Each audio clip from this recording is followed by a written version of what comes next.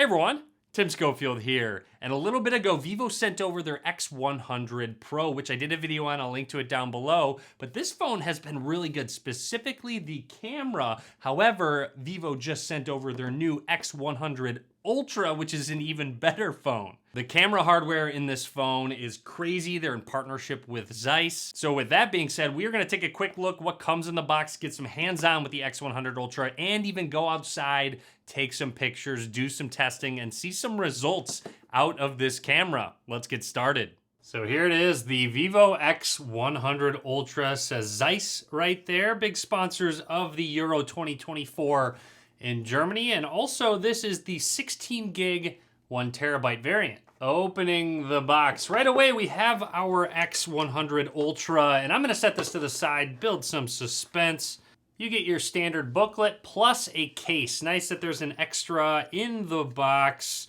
Just a quick look at it. We can put this on later on in the video. You also do get a charging cable, USB Type A to USB Type C, plus a charging brick, USB Type A, and it uses Vivo's flash charge at 80 watts. Finally, can't forget the SIM ejection tool. Enough suspense, on to the X100 Ultra from Vivo. Wow, quite the camera system up towards the top. This is their white color. Very quickly, side by side between the X100 Pro and the X100 Ultra, just to give you a little bit of an idea. And yes, that camera module is larger on the Ultra. Anyways, I'm gonna boot this phone up for the first time, and while it turns on, let's take a closer look at the hardware. Down at the bottom, a bit of a different design. It's not quite flat. You'll see you have your SIM card slot, a microphone, USB Type-C port, and one of your speakers. Moving along on the right side here is where the power button and volume rockers are. Make note of the curved display, a little bit thinner on the sides to hold, and obviously make note of the camera bump that you do have. Up at the top here, it says professional photography. You get a lot of different things, including an IR blaster, a microphone, and another speaker. I do like the attention to detail on the finishes of this phone. It looks really good. Along the left side, absolutely nothing. On the back, a closer look at that white finish. It says Vivo. You've got extreme imagination. Vivo Zeiss co-engineered. And on to probably one big reason you're here is to check out this camera. First of all, no mistaking that it's Ultra. It says it right there. Anyways, insane hardware to this camera system. So triple camera setup. The 50 megapixel main lens has a 1-inch sensor to it. You also get a 50 megapixel ultra wide angle lens as well. And finally, a 200 megapixel telephoto camera. This is Samsung's new HP9 sensor. Oh, and side note, that front-facing camera is also a 50 megapixel lens as well. I want to point out there is a pre-installed screen protector on this phone. We are all booted up and ready to go. This is the 6.78-inch AMOLED display at 1440p resolution. This display also gets up to 3,000 nits of brightness, plus, I can already tell it's enabled, has a 120 hertz refresh rate. Now, out of the box, this is set to their Chinese ROM, so I'm going to take a guess. I believe this is the settings for our display. And yes, there it is. So this is on, this will change depending on the type of content shown. You can force 60 hertz or force 120 hertz. And also right here, if you want to take full advantage of the resolution, you have to change it at 1440p instead of 1080. By the way, I did switch the language to English, so we'll talk about settings later on. All right, let's jump into our camera application for the first time. Snap just a couple quick pictures. Very quick shutter speed. Now let's go outside and take a few quick test shots with this camera. So let's test the different lenses in an overall good lighting situation. And obviously with the ultra wide and the 1X both turned out great. You did have that sunset in the backdrop of that church. And then, of course, need to test out the zoom shots. So next up, I was really impressed with this one, especially the dynamic range on it.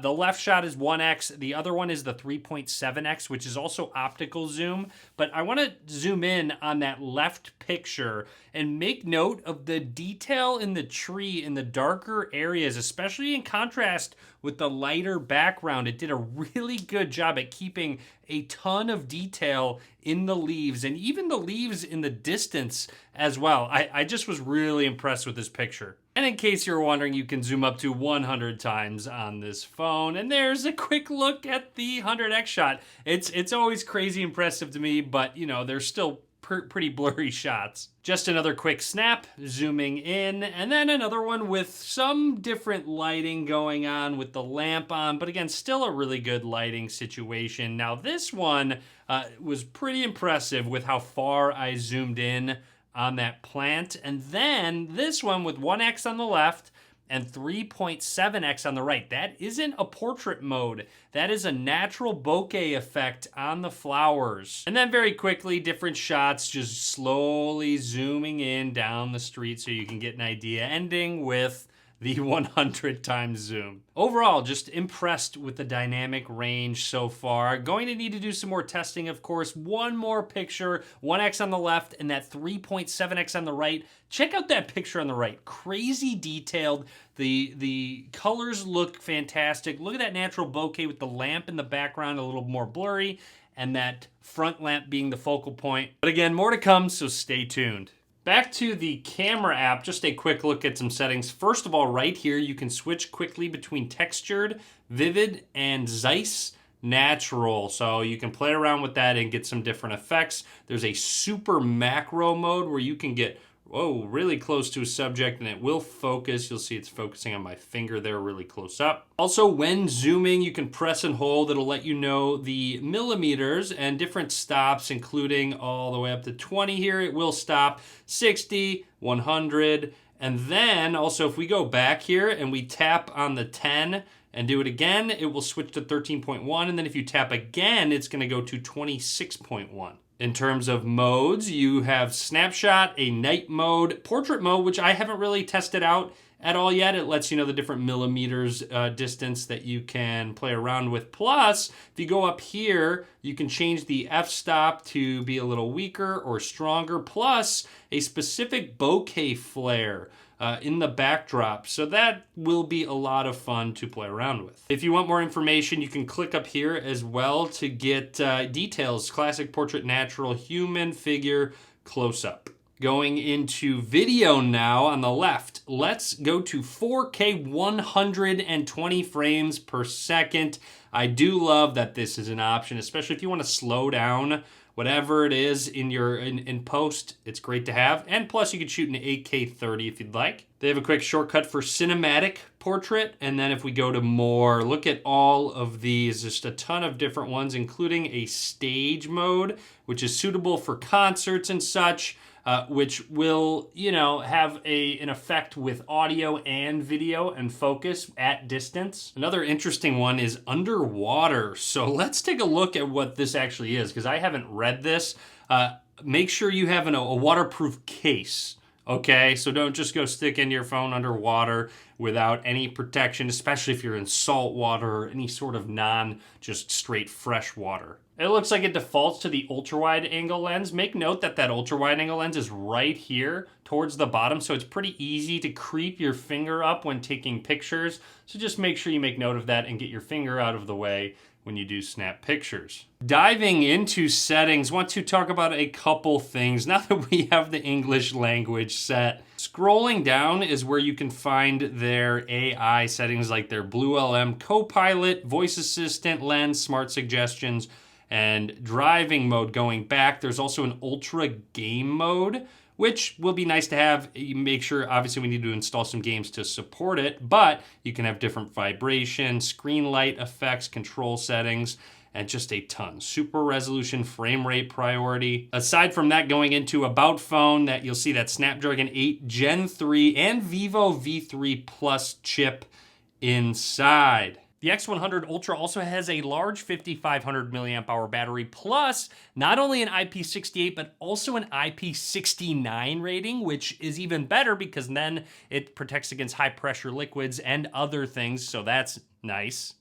On top of that, they have a signal amplification system to help your phone get even better signal. I'd also like to point out this display comes with a 3D ultrasonic fingerprint scanner to sign in. I'm not going to set it up, but really happy that they used ultrasonic instead of optical. That is my preference. Finally, a look at the included case that comes with the phone. There it is, unlocked. Just a nice softer touch feel to it. It does cover up the buttons on the side, but overall, it looks nice. Anyways, that is it from me on the new Vivo X100 Ultra. Drop a comment, let me know what you think. Let me know what you think about this camera system. Be sure to subscribe, a lot more videos coming soon.